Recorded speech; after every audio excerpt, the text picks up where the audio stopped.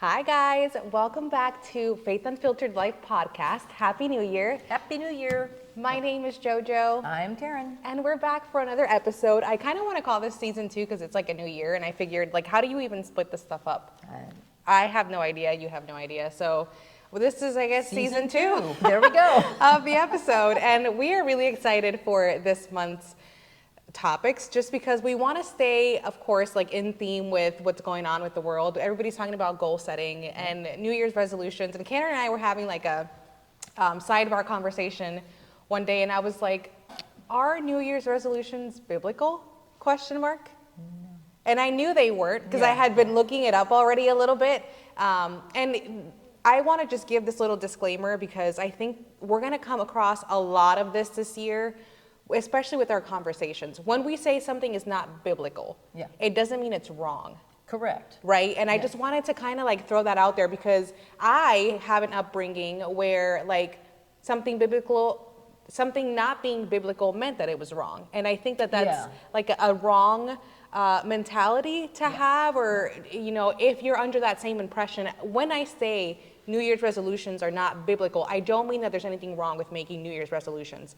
I just mean that there is not a biblical foundation to the concept of having a New Year resolution. So I wanted to like throw that out there because I've been using that term a lot, especially, you know, on my social media, just kind of like teasing the topic. But I don't want people to misunderstand what I'm saying. When we say something's biblical, it's simply just not in the Bible. Yeah. A lot of times people will think if it's not biblical, then it's a sin. That too. Like, even though you hear that it's not wrong, if you don't hear it's biblical, then people can go off and think, you know, associate it with sin. And I just don't want to give the wrong idea. Like, it's not that it's a sin. It's just something that's not found in the Bible. So Karen and I just kind of started talking about,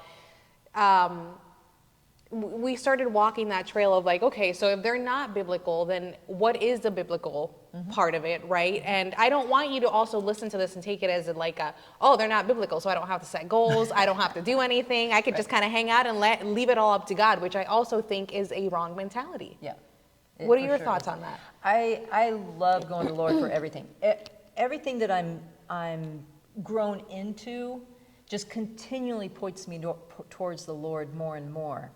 And being able to start something now rather than waiting for an appointed time like January 1, it's just not worth my time. So I really like, as soon as I see something that I really want to change in my life or something, I like to do it now. Yeah, my husband's like that too. Yeah, I just need to change it now. If I hear something needs to be fixed, I don't need to dwell or focus on how wrong I was. I can just identify it. Okay, I was wrong. Or I want to make something better. Maybe I wasn't wrong, but I want to make something better. Okay, change. Yeah. Just change. Yeah. I'm a person that loves change. Yeah. A lot of people don't like change, but I love change. I love change so much that sometimes changing is wrong for me because it's like... Because you're constantly looking for like the next thing. I'm looking for the next thing. I'm looking for the next change. Yeah. So I've had to learn, even my excitement to change, I've had to learn to go to God and say, okay, I'm seeing this. Do I need to change it? Like, am I changing in the right way, going in the right direction? Yeah. Or is this just something that's tickling my ear and I just want to jump on the bandwagon? Yeah. So I think that that's something where, you know, going into the new year, everyone has business plans, personal goals. And so I think as Christians, it's a time where we need to go to God in prayer and we need to do exactly what you just said. We're going to self-analyze, right? And we're going to say, is this a me thing or is this a God thing? Yeah. And really go to him in prayer and just be like, okay, well, what is this? Necessarily. But I don't think it has to stop there because I also think that as Christians, we can be like, I'm not hearing anything from God. It must mean to not do anything at all. yes. Where sometimes not hearing from God, it means you're not going to make maybe like a lateral move or like a up or down type of move, but that doesn't mean that you don't do what you're supposed to be doing currently. Yes. Right? Yeah. And even as a non-Christian, if you're just someone who's like, okay, I want to set goals for myself, but I want it to be aligned with God because you're new. You don't know what's going on. You don't know the terminology to this world or like anything about it. I just kind of want to dissect it. So what prompted this was I like definitions. I think Karen does too. I love definitions. And the definition of New Year's resolution. It's a personal commitment to self-improvement, often focusing on health, losing weight, eating better, exercise, finance, like saving money, paying debt, or personal growth, learning a new skill set, getting more organized, spending more time with family. So these things are more rooted on like improvement of your improving yourself, but there are also things that you can do yourself to improve yourself. Making changes like exercising more, spending more time with your family, making a schedule and being more intentional about that. So I think that by definition, that's where I was like, okay, wait, that's a lot of reliance on me. And that's where it can be dangerous. So how do we turn something that's meant to, for you to like improve yourself, and how do we make that biblical? I I pray a lot over a lot of areas in my life. And so towards the end of the current year, so I've already been doing this. This is one area, guys, I'm just part of a financial type person. Like I think about my finances quite a bit and planning for the future. So sometimes you'll hear me talk about finances, but We need more of those conversations about finances. Leave a comment if you want more of those conversations. I want more of those conversations because I'm not that person. I'm like heavy on the creative, and she's heavy on the like numbers. Yep. How does that make sense? Let's, plan it out. So Yeah, so towards the end of the current year, so I've been doing this now for a few weeks, I bring my finances to the Lord and say, okay, in 2026, what do I need to do? Like, I want to better and improve myself. Could I do that on my own? Sure, I could technically do it on my own. But there's nothing like getting God's involvement and maximizing things. yeah. And that's what I think the difference is. Yeah. I can make a big dent, I can make an improvement on my own, but the improvement, when God's involved, is accentuated even more. Or, particularly in the finances, if I'm feeling like, if I think, hey, I need to save X amount of dollars for vacation, if I spend time in prayer and he'll help me get all my allocations. What I mean by allocations, you have all your little buckets of what you want to save money for, whether it's a new car, you want to save for a savings account, you want to save for food, you want to save, you have all these little buckets. And if I feel like, oh, I need to save a lot of money for this bucket, after spending time with him, I might be moved towards saving money in a different bucket. Of something I've classed. Yeah. And I'll think, well, that doesn't make sense. Why would I want to shift things there? But then throughout the year, I'm going to discover, wow, that really helped me to be heavier focused here than where I thought I needed to be focused. So I think that's where one of my differences on the finances side, where involving him just increases my awareness, increases my ability to do the ultimate goal of where I want to be. Yeah, I still set goals. I love me a good list, a good to-do list, a good plan, especially, when we're so busy, guys, and we do have to be intentional about things like self-improvement and being better and getting healthier. You have to be intentional about stuff like that. It doesn't just happen by accident. And that's not a bad thing if you are a person like that. But where I am at fault sometimes is I get so caught up in making plans that I don't include God in the plans. And it doesn't mean that they're not Christian things to do or they're wrong things to do. It's just a simple matter of like, hey, God, in case you didn't know, it's the end of 2025 and 2026 is around the corner. This is what I would like to do with my life. This is... I have goals for the business, and I kind of literally just having a normal conversation. And I was thinking about that this week, and there's a Bible verse, Proverbs 16:3, which has really been just sticking out to me. It says, make your plans known to God. Make your plans known to God. So there is like filling him in on what you are planning to do. And just simply having a conversation and having a little, like a talk and a prayer. And even though it may feel silly or you may find yourself doing it over and over and over again, like he is listening. He is listening. And that's as simple as make your plans known to God. One of two things is going to happen. You're actually going to be able to pray, right? You're praying, you're having a conversation with God, and you're talking to God. And then I almost feel like saying things out loud and just kind of like writing them down and journaling them is just as impactful as like setting your intention too. So that's a way that you can kind of make your plans known to God. Have you had, I guess like in the years past, made a resolution or made a goal or made a plan, set it before the Lord and seen it come to fruition? Can we talk about like timeline and when that happened and how that happened, what that felt like? So timelines are funny. timelines are not funny because God does not have a timeline. That's So why it's not timelines are funny. It's Yes. not, because it's the most frustrating thing to me in the world. His concept of time and my concept, like if we were not going to do the time thing, why did we even invent it? To keep us in line. Like we are people that have to have structure just in general most of the time. Like almost every person I know has to have some sort of structure. Structure for you is different from structure for me. Yeah. But we have to know when to go to bed. We have to know when to get up. We have to know what makes a day and what makes a week and what makes a year. It just doesn't apply to God. It does not apply, which is kind of different because, and this is where he's the all creator, so you gotta have to default there. But whatever I plan for, I do not put a time limit on it.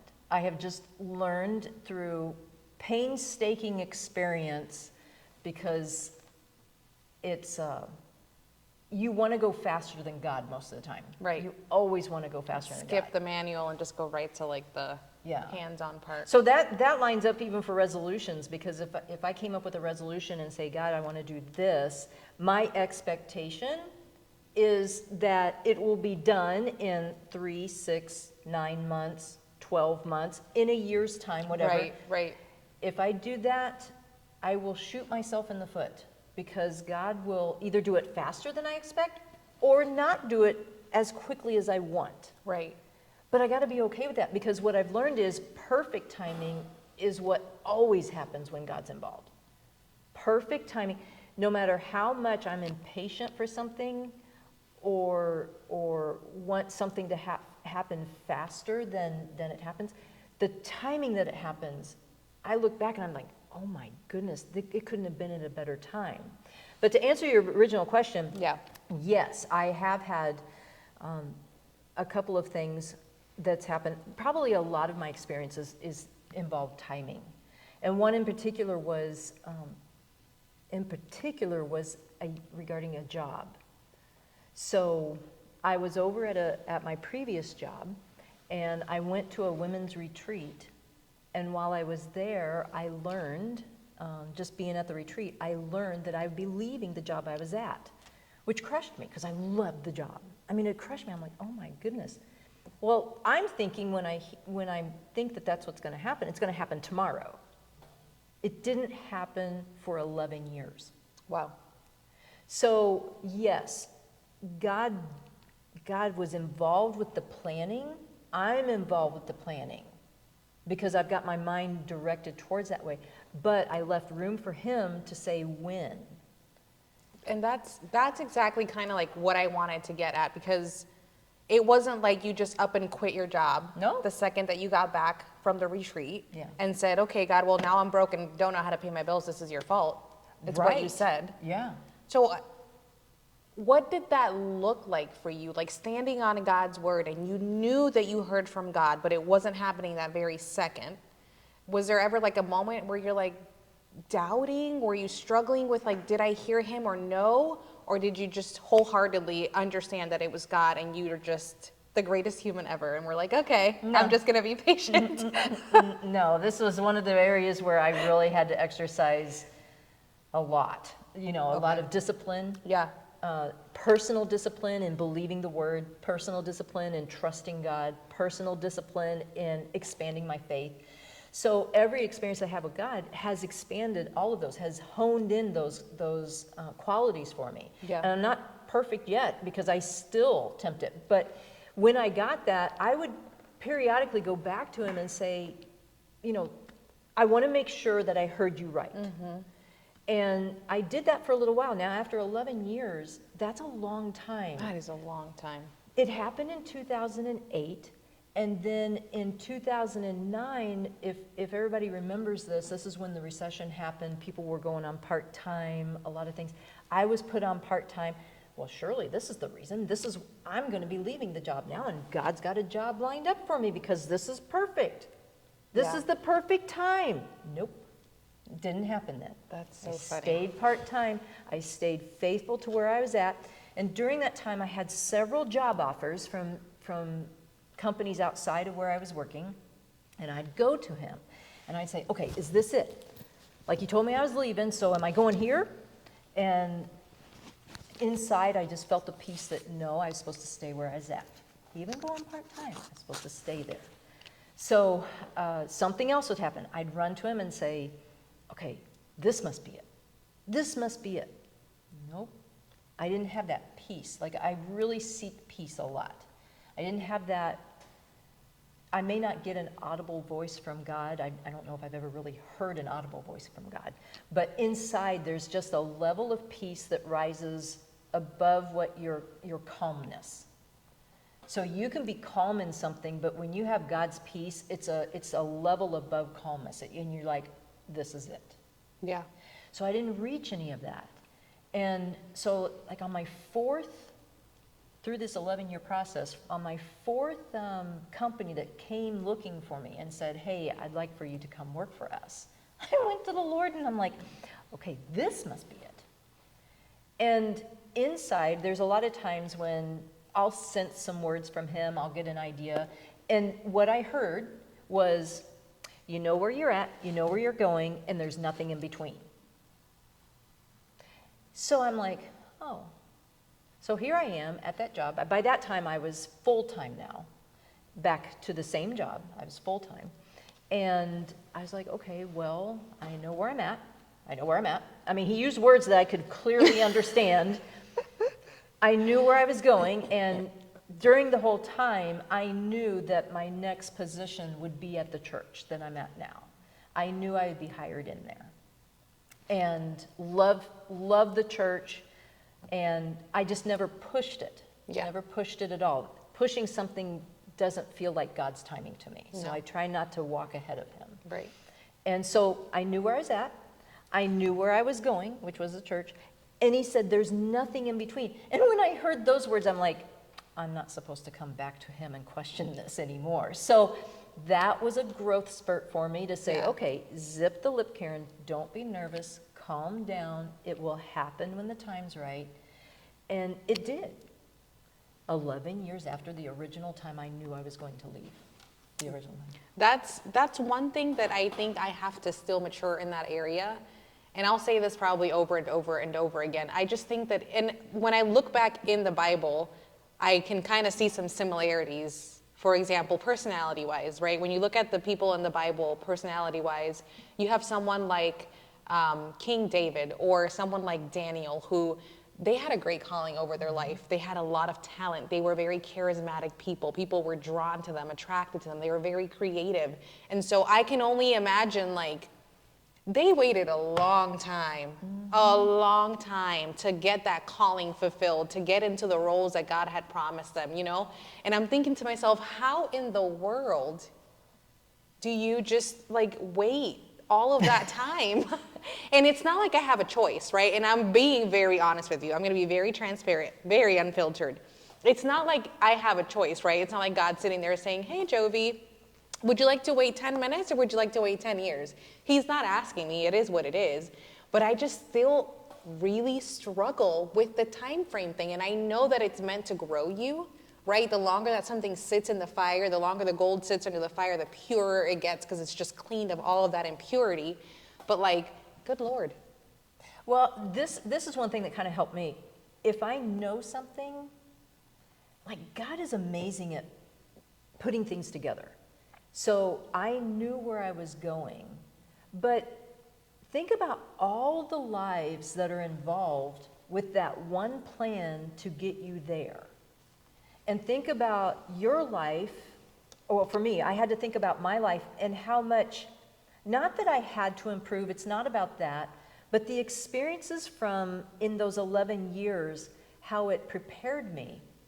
And he grew me in areas that I didn't know I needed to be grown in or grow up in. He showed me ways that I wasn't anticipating. I learned more about him. Our relationship got so much closer just over that 11-year time. So if I look at those things to figure out or to realize that there's more pieces and parts to the puzzle than just me going from point A to point B. All the people involved, my own heart getting developed, so that when the time is right, which is his time, then all those pieces are ready. Mm-hmm.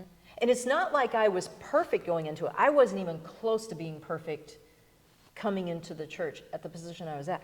And when I came in, I was like, oh my gosh, am I even ready for this? So 11 years later, one of my first thoughts was, I don't know if I'm ready for this. I was overwhelmed. That's funny. I was overwhelmed. I'm like, oh my goodness. And I went back to him and I said, Lord, why did you pick me? I wasn't ready for this. So despite the 11 years, I still had those questions. I still had to lean into him to say, I need help doing this now. Yeah. So, yeah. No, I think one of the takeaways that I would like for you guys to take from this New Year's resolution episode is more so that even though you are planning things and you are setting your mind and being intentional, there's still such a heavy reliance on God. always. And I think a big part of my New Year's resolutions, like, I may make my list and I may write my things down and I may set my goals, but at the end of it, it's always, may your will be done and not mine. Yes. Like, always at the end is, God, whatever you want to do with my life. Like, this is, the road that I'm headed in. Because we wake up, we get dressed every morning, we brush our teeth. Those are all decisions we're making on our own. We don't need God to tell us to do those things. Right. Those are things that we do on our own. But there are some very big life event things that we really do need to involve God in. And I see the more that I involve God in those areas of my life, the more prosperous they are, the more fruitful that they are. I've never not once involved God in an area of my life and it go bad. This is very true. It doesn't go bad. Like, it's never happened, Does ever. not go bad. And I can think for, you may be someone who's trying to have a breakthrough with your fitness. I struggled with my body image, my fitness, my entire life. That was something that I just always struggled with. My family on my mom's side are all heavy. Same for my dad. They all have health issues. But more so, it's like a confidence, a complex issue where, like, I just didn't like my body. I was overweight, I felt uncomfortable, and it's something that I struggled with until I surrendered it to God, and I understood that it was more than just what I could do. It was more than just a diet. It was more than just an exercise. It was more than just a routine. There was something mental and spiritual about it that I had to just surrender it to God and be like, I don't know what this is, God. I don't know why it's such a struggle for me, but I need you to help me out. I need you to help me out. And when I tell you, when I did that, I was able to lose 70 pounds, and I've kept it off since then, because I've understood that it's not just something, it's not like a repetitive action. There was something a little deeper than that. So again, when you involve God into things as simple as weight loss, not as simple, but like weight loss, because weight loss is not simple, like weight loss, there's no way that it can go wrong. Well, you quoted the scripture, I think it was Proverbs 16:3. Yep. Or make your plans known to God. Just a few scriptures down below that, I believe it's Proverbs 16:9, where it says, man plans his ways, very similar to what you say, but God directs his steps. So very much what you were talking about, just even in the weight loss, like, you had, obviously weight loss was important to you, but when you involved God, he was able to tweak it where you had healing in your restorative in your thought process, something spiritual. That's what happens when you involve God, is he gets involved on the areas that you're not aware that needs the help. He knows you. He knows me. He knows what is needed to get you where you want to go. And it's usually not what you think it is. You don't even think about it, honestly. No, you don't. You're sitting there doing, okay, I'm supposed to eat X amount of calories or X amount of carbs or whatever. Those are things we can calculate. Anything we can calculate, we can do completely on our own. Right. And they're still important because they create disciplines and all of that. But when you bring him in, then he can plan your steps. He can direct your ways. He can say, hey, if you tweak this over here, you'll start losing the weight. Yeah, it was almost like him shedding a light on an area of, like, diet and exercise that I just didn't know existed. And That's great. I think we're told that a lot, that you can, people are like emotional eaters. I don't know if you've heard that, but, like, being an emotional eater, you can also be an emotional non-eater. Like, me having such a negative body image, literally the thought of me gaining weight from eating whatever it was, it could be a piece of lettuce, it would make me not be hungry. Wow. And I would just immediately shut down. Wow. Or, like, the opposite, me being sad and, like, just thinking, well, I'm going to gain weight anyways from eating a lettuce. So instead of having one cupcake, I'd eat the whole box. Oh, yeah. So it was just such a toxic relationship that I had with food, and I never put the two together. Like, I never stopped to identify the triggers. And it wasn't until I was like, all right, I am at my wit's end and I need your help with this. And I think I didn't involve him sooner because I just thought to myself, like, it's weight loss, you should be able to do this. But listen, guys, when it comes to God, there is nothing that is too little or too big, and that doesn't mean in miracles. We're not just sizing the miracles. We're sizing your problems. There is no problem that is too small or too big for God. There is nothing in your life, an obstacle, a challenge, whatever, that is too big or too small for God. We just have to bring him in on whatever the issue is. So I think, wrapping it up and just kind of like summarizing this podcast is, New Year's resolution, although they may not be biblical, we're just saying bring God in on it. Bring God in on it, and he will lead your steps and he will direct your steps and, make things happen not in your time frame. Get used to patience. And you have to be okay with that. If you're not, just leave a comment, show me some love, because we're on the same boat, Peter's boat. But it's totally okay. It's totally okay. So that's it for today's episode, guys. Thank you so much for joining us. Happy New Year again. We hope that it's been a great end of your year, beginning of your year, and we will see you guys next time. See ya.